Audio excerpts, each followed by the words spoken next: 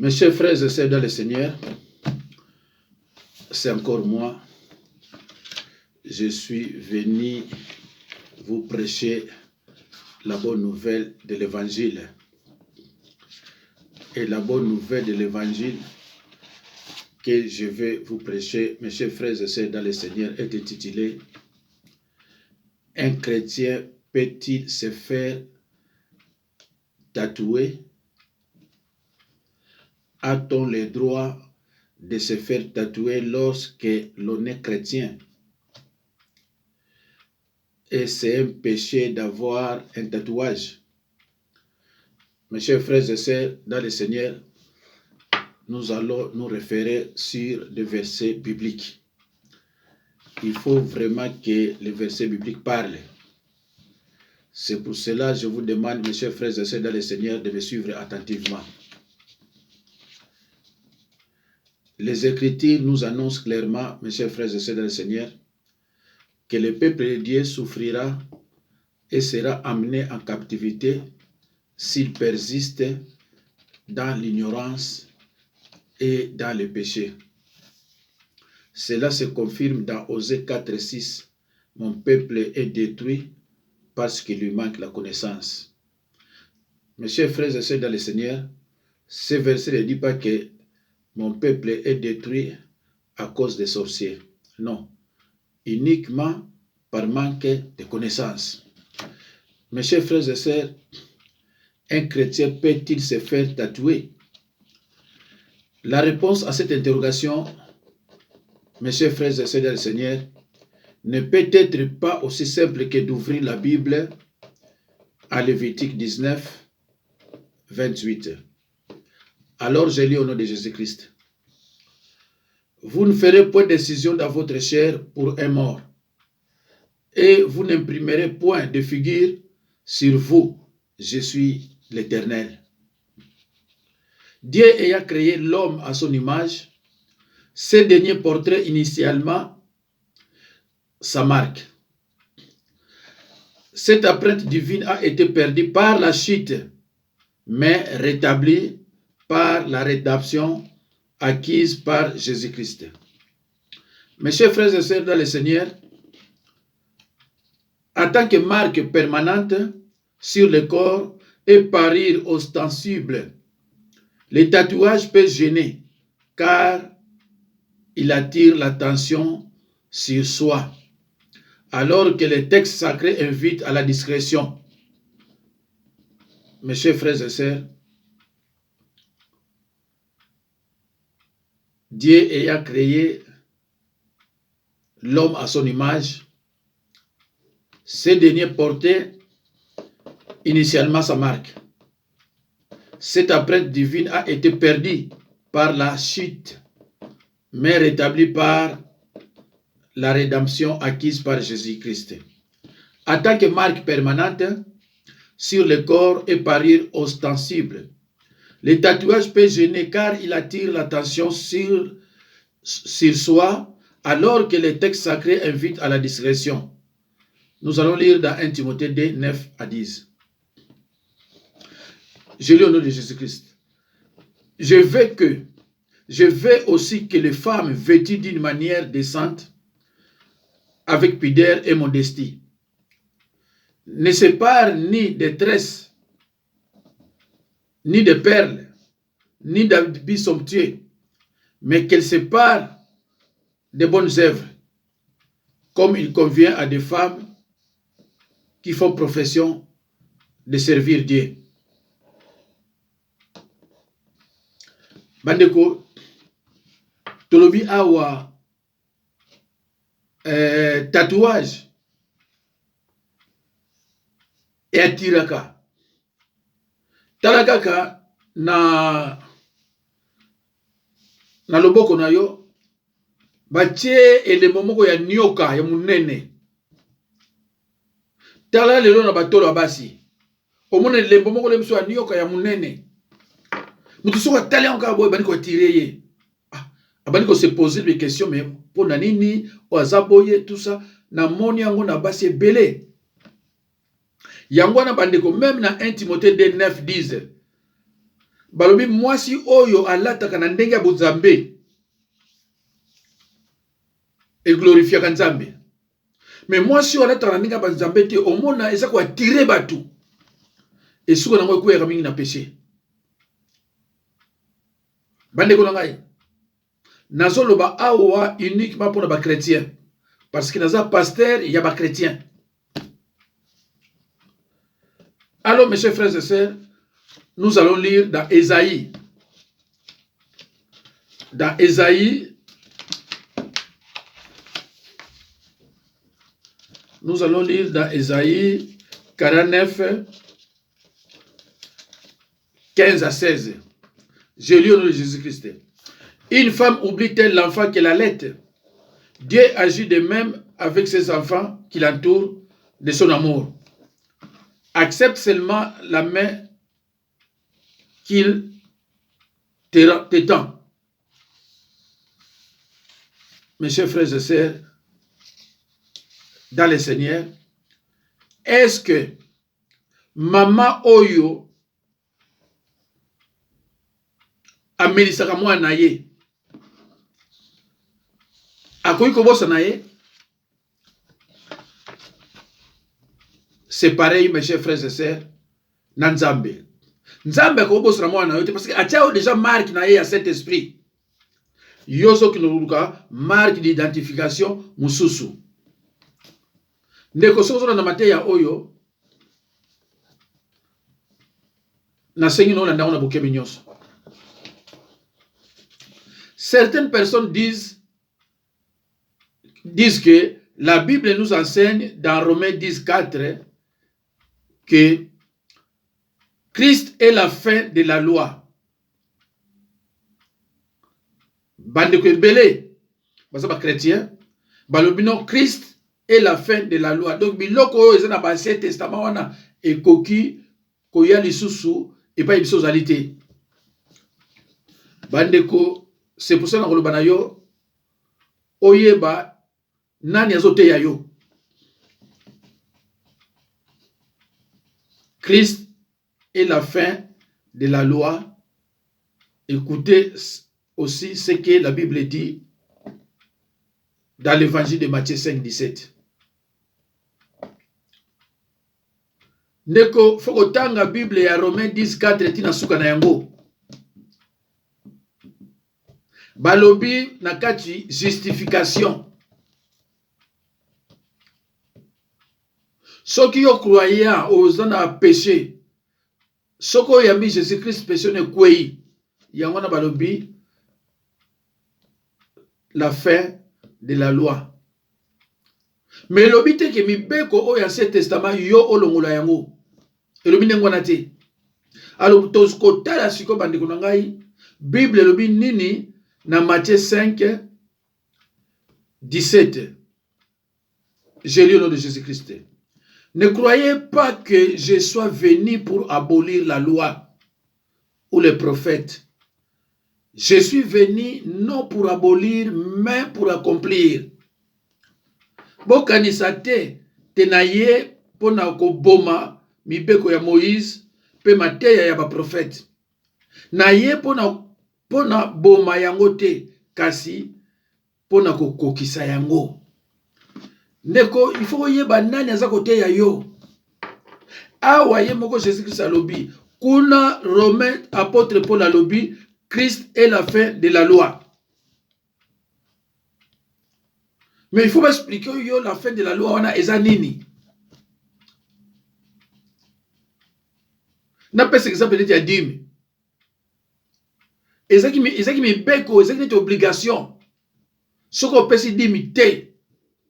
C'est un problème, so pesi na ba lévite. Ezaki neti mpako pas cause obligatoire. Mais Jésus-Christ a dit tango aye ko mettre fin ya loi. Habité. Toza libre. Toza libre mi beko wana parce que so lobi obligatoirement, no biso na obligation ndengwana te. Ndeko foko luka ko yeba penza liloba. Oyeba so kende wapi. Alors, ba commandement, ba ordonnance, ok, ils ont le sous-souté. Le Christ c'est la fin de la loi. D'accord. Mais pour Nanini, Jésus a coûté Banduki, Atiki Banduki, qui ne va continuer. Banduki, on va comment dans l'Ancien Testament. Ne croyez pas que je sois venu pour abolir la loi ou les prophètes. Je suis venu non pour abolir, mais pour accomplir. La Sainte Seine est l'exemple même de l'accord entre l'Ancien Testament et le Nouveau Testament.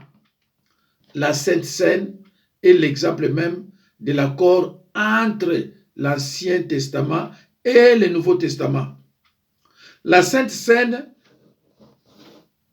cela veut dire culte, où les membres de la communauté partagent le pain et le vin, symbolisant la communion des croyants avec le Christ et entre eux. Elle exprime donc l'unité de la communauté et l'unité de l'Église. La Sainte Seine, c'est que l'apôtre Paul appelle dans la première épître de 1 Corinthiens, les repas du Seigneur. Dans 1 Corinthiens 11, 20. Et qui est aussi connu sous le nom table du Seigneur, 1 Corinthiens 10, 21. Yo comprendre que Jésus-Christ a bomi ba loi makama Ancien Testament to kolanda ngo susté. Mais dans les kabwa Sainte Seine, et dans l'Ancien Testament, tozo kota nango sur le Nouveau Testament. Luka comprendre ndeko nangai. C'est pour cela fona te ya makama ba loi oyo mikolo zoya. Nous sommes plus sous la loi. Il faut na te ya yango. Parce que nous sommes plus sous la loi. Alors, biloko nyo sur l'Ancien Testament, toko sa longo sous biso to ba chrétien, toko sa la ga biloko au Nouveau Testament. Mais si on appelle un exemple comment ça se fait que Sainte Seine na l'Ancien Testament yali, na Nouveau Testament pe yali, et zolo yali pendant 20. La scène consiste à manger un morceau de pain et à boire un peu de vin. Genèse 14, 18, pardon, Marc 14, 22 à 26. Le pain est bon quand il est frais et le vin quand il est vieux. L'un ne va pas sans l'autre. Genèse 14, 18, Marc 14, 22 à 26. Ndeko nangai, soki ozui Bible na yo, il fallait n'attendre la binango, mais si on a la binango, on a opé mingi paresse. Je préfère na lobby, yo pa yozu au tangi. Ndeko nanga Luka oyeba que Ancien Testament, na Nouveau Testament, Jésus a yaki po a pekisa, mi beko ya Moïse te, to mate ya ba prophète. Te, ye a yaki po accomplir, po a kokisa. Exemple, yango ya Sainte Seine. Dans l'Ancien Testament ezali, dans le Nouveau Testament so ezali. Soko tangi na Genèse 14 et 18, na Marc 14, 22 à 26, okomona na Genèse 14, 18, bazolo bila makambo ya Sainte Seine, auquel sous na Marc 14, 22, 26, ezolo bila yango. Jésus avait besoin de l'enseignement des anciens comme un enfant a besoin de l'enseignement de son père. Nous avons besoin d'une éducation pour pouvoir démarrer une nouvelle vie. C'est ce que Jésus a fait. Il a accompli la loi. Alors, quand vous aurez besoin de conseils par rapport au tatouage, n'oubliez pas que Lévitique 19, 28 de l'Ancien Testament était rappelé dans le Nouveau Testament, 1 Corinthiens 6, 19 à 20. Ndekolangai, soko tangi na Lévitique 19, 28, otangi na 1 Corinthiens 6, 19 à 20. Okokuta ezolo banayo ke nzoto na biso za temple ya Nzambe. Et bongo temple ya Nzambe yo bandi ko détruire yango na ko chaka yango babiloko ya ndenge na ndenge. Et ça, côté yo, moi, je peux verser pendant bien réalité. Mais nga boye binga na marchera toujours dans la verset biblique. Zoa Bible nous nanda kundeko tanga Lévitique 19-28. Alors tant on tanga sikoyo na 1 Corinthiens 6, 19 à 20, mbalamo comprendre. Est-ce que me faire tatouer portera-t-il du fruit pour Dieu? Peut-il glorifier l'Éternel? Ndeko nangai. Kocha ba tatouage na nzoto. Et koki ko porter makambo malamu epa ya Nzambe. Est-ce que kocha ba tatouage, kocha biloko ba serpent, ya ba chat, ya ba combo, ya ba sataniste? Est-ce que cela peut glorifier l'Éternel? C'est ça. C'est ça, bandeko nangai. Alors, or la Bible dit de faire tout pour glorifier l'Éternel. Bible lobi oyo nyonso yoko sala, il faut ezala pour na ko glorifier Kolo, votre créateur. Mais yo oyo yoko sala, est-ce que ça va glorifier Kolo? Ce que ça va glorifier Kolo te, vous savez pourquoi? Ce qui est ça va glorifier dans mon Zambete, yo ozo sala ngo pona nini? Zoa Bible na onde kunanga, tanga na 1 Corinthiens 10, 13. Non, pardon, Bolimbisa. Tanga na 1 Corinthiens 10, 31. Na zula ki bino au moins 54 versets bibliques. Oyo ezako lobila ke kosala nyonso, il faut pour na glorifier Nzambe. Mais ces derniers temps, on a un problème comme il belé. Tant on a bimisa yango, or na beta ki yangote. Mais na zaki vraiment déterminé que lelo, il faut na cha lilo bananzambe. Naza déterminé mikolo nyonso Nzambe asali, il faut na cha lilo bananzambe moko to mibale. Bino mutu bolingi makamba Nzambe bo sepela. Et naza ko senga surtout na ba jeune évangéliste na ba jeune pasteur. Na pesa ba ba verset na sena expliquer ngo pe. Tangu yoko prêcher yango. Et aider batu ebele o balingaki ko kinosia ba tatouage. Ba ko sala yango te. Parce que tout comme la génération moko perdue. Mais ce que tali na l'époque, il y a ba maman Justine Kasavubu. Na l'époque, il y a ba maman Kapela, madame Kapela. Na l'époque, il y a ba maman Sele. Na l'époque, il y a ba maman Shaba. Ba c'est belé, on a ko tanga ba kombo. Na l'époque, il y a ba maman Kisita, Marie-Hélène. So kutana na batu wana ba grande sœur na biso na ba oyo na tangi bazana promotion na biso na misusu na tangi bazana ba petite sœur na biso soko tali bango nyonso bazana biloko te. Mais na biso bato ya RDC kende kotala bana o bazana ba 40 ans 42 ans 45 ans 40 et quelques baza plein na biloko série 7 biloko bazana ngo plein yano mona ka même so tali ba tambola batono na bango nyonso batika ngo libanda. Mais ce que tu as dit, on a tanga, ba maman Kapela, ba maman Justine Kasavubu, ba Masele, ba nani Shaba, ba bébé Shaba, ba maman Kisita. Tant qu'on écoute na bango mona, ba bomba toujours nous autres na bango. Nenge Bible zo senga. Ndeko na Bible zo ba même kolata na yo. Moi na Nzambe, faut c'est la différent na ba païen na bato ba ki écouter mususu. Comportement na yo pe na ndako libala faut être la différent na ba païen ko yaka na église te polo baka amen na ndako na yo kuna ça ne va pas. Alors mes chers frères et sœurs, est-ce que me faire tatouer portera-t-il des fruits pour Dieu? Peut-il glorifier l'Éternel? Or la Bible dit de faire tout pour la gloire de Dieu.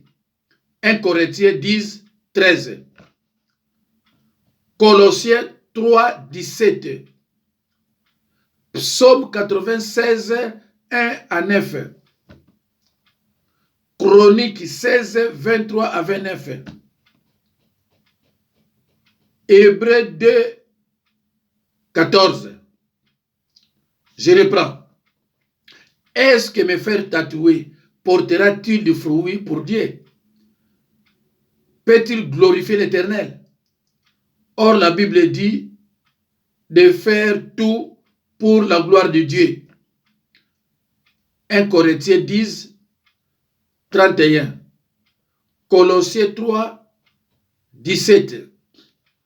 Psaume 96, 1 à 9. Psaume 96, 1 à 9. 1 Chronique 16, 23 à 29. Hébreux 2, 14. Et pour conclure, de conclure que Dieu interdit les tatouages. Et tous ceux qui en ont sont en abomination devant Dieu. Les croyants reçoivent alors la marque de Dieu, le Saint-Esprit. Ephésiens 1, 13 à 14. Dieu interdit les tatouages. Et tous ceux qui en ont sont en abomination devant Dieu. Le croyant reçoit alors la marque de Dieu, le Saint-Esprit. Ephésiens 1, 13 à 14. Mes chers frères et sœurs, dans le Seigneur, les sceaux apposés sur une marchandise marquaient le changement de propriétaire. Le port d'une marque corporelle, tatouage, ou d'un numéro d'identification est un signe d'appartenance. Tangu yo bati ok bati par exemple le comme ya nyoka. Oyebite nyoka nazo représenter monde à ténèbres. Ndeko talandenge o changer talandenge o kota yo zalaki na royaume ya Dieu okeski na royaume ya diable. Satana elemboleza nini? Bande kuna yabi basebele. Soko tali ba pai musu ba tatouage ali, c'est regrettable. Et basi ebele bazo kinotisa yango mibali na ba yebite. Na basi na mibali na biso ba africain. Omona basi mtu atia ngo mingi ke mibali. Omona basi mtu atia ngo mingi ke mibali. Les marques, le port d'une marque corporelle, c'est-à-dire tatouage, ou d'un numéro d'identification est un signe d'appartenance.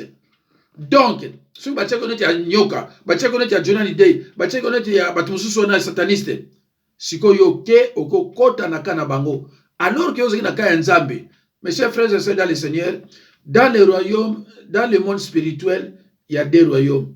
Il y a le royaume de Dieu, là où il y a la joie, l'amour, le Saint-Esprit, et etc. Mais il y a encore un autre royaume, le royaume du diable. Là, il n'y a pas d'amour. Là, il n'y a pas d'amour.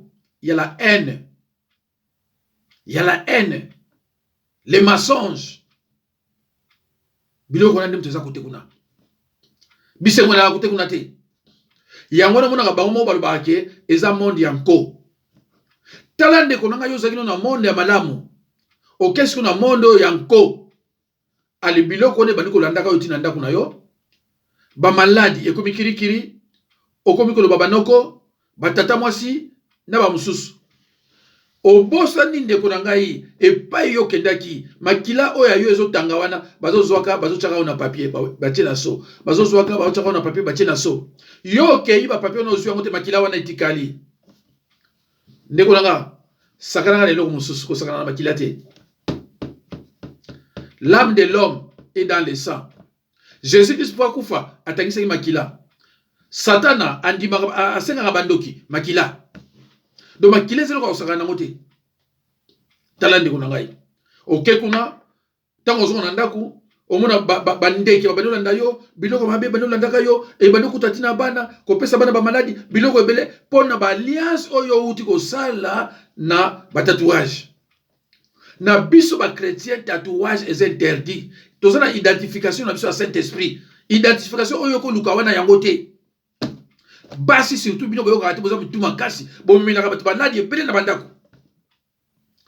Tale ebele abaso mona na libele. Atiki libele banda tatouage so mona naka. C'est ça. Tatouage au monde. Tala mukongonaye. Tatouage qui dit tiko to assez. Tango tana libuma au monde tatouage qui dit tinase. Ah, mais dis donc. Donc yo que nako tikala non vraiment bonumo pa ya batouana pa tsalo ba tatouage. Ndeko ba mususu kamala no azawana azoke no sala biloko wana yezane na ndoki. Siko yo yebite. O yebite ke yezana na ndoki. Tala ninga entraîner na nzela mabe, tala ndako na ndenge koma. Parce que yeko changer le côté azaka déjà kuna. Ezaneti bobundi na ndoki akufi, mais akini li feloti. Akini azaka déjà kuna, akini kuna baraboko. Hein? Bobundi na ndoki akufi. Ok, l'on n'a pas eu bomiye, ok, azane déjà kuna. Mais yo a compliqué ka bomiye nan côté, allez, aki baba kuna ali felo.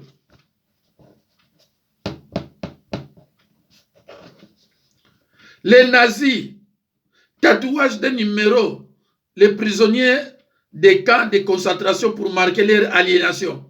C'est à raison de ces problèmes d'appartenance à Dieu et à aucun d'autre que les tatouages et autres identifications corporelles sont interdits dans la Bible. Vous ne ferez point d'incision dans votre chair. Deutéronome 14.1. Tozongi na Deutéronome 14.1. Keneli susu na 1 Corinthiens 6, 19 à 20. Dans une petite sukuna.